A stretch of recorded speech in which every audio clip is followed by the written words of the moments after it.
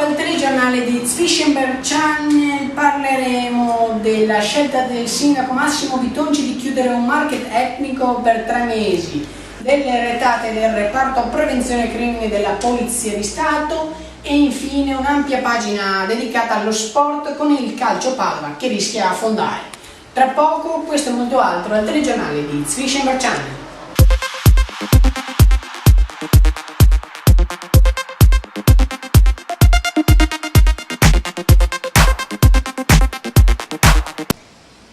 Bentornati all'edizione serale del telegiornale di Zwischenberg Channel. Subito le principali notizie da Padova e provincia. Il reparto prevenzione crimini della Polizia di Stato ha eseguito questa settimana varie retate. Trovata un'ingente quantità di stupefacenti in un negozio etnico che il sindaco ha deciso di chiudere per 3 mesi. Decisione che sembra convincere appunto i padovani. In un'altra retata più recente, il questore ha deciso di chiudere la sala scommesse SNAI, quella di fianco alla stazione, e il locale rimarrà chiuso per 2 settimane e il sindaco ne valuta il suo eventuale spostamento. È arrivato il POS anche a Padova per i pagamenti superiori ai 30 euro. I commercianti però ribadiscono che il noleggio della macchinetta è estremamente costoso e soprattutto sconveniente in tempi di crisi.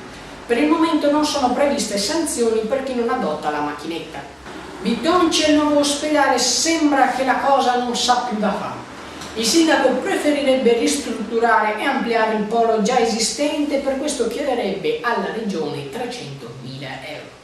Passiamo ora alla pagina sportiva. Questa settimana si sono svolti a Padova gli europei di bike polo. Rubata anche una bici usata da una concorrente che è stata postata su molte bacheche e gruppi su Facebook nella speranza appunto che qualcuno la visti. Tornando alle retate, in stazione del reparto prevenzione crimine è stata trovata una delle 2 bici rubate ai turisti tedeschi. Il mezzo gli verrà restituito a breve, ma si cerca ancora la seconda bici. Sempre in tema di bici, si è fermato per la pausa estiva il servizio di punzonatura dei veicoli a 2 ruote effettuato gratuitamente dagli amici della bicicletta del comune di Padova. Il servizio ripartirà in autunno. Ora il calcio, perché a Padova la società biancoscudata rischia di scomparire dopo 103 anni di storia. Mai così male e il silenzio dei dirigenti non fa pensare bene. C'è tempo fino al 15 per iscriversi in Lega Pro con una penale, ma prima di ciò bisogna riordinare i conti e le carte per evitare il baratro più oscuro e quello che 2 anni fa nessuno si sarebbe mai potuto immaginare. Bene, con questo io ho concluso l'edizione delle 19, sono le 19:05 in questo momento.